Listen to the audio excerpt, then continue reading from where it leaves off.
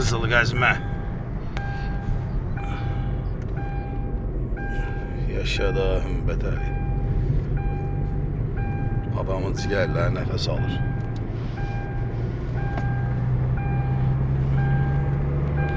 Biz bu dağların heyranıyıq. Qoşulun bizə.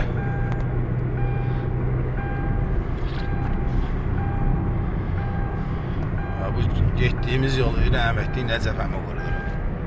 Allah onu qəni-qəni rəhmət eləsin. Şarabatlı Nəcəf əmi. Rahat gəlib yeyirik bu Yarımcaya, Qızıl Gəzməyə.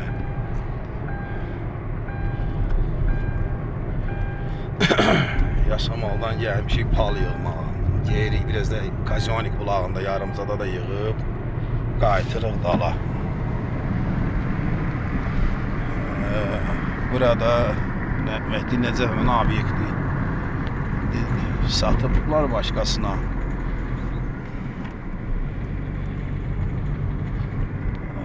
Biz bu dağların heyranıyıq.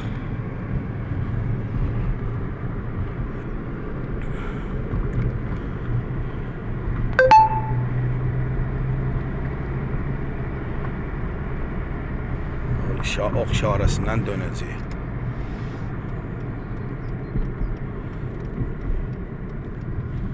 Bu gedir Yarımca kəndinə.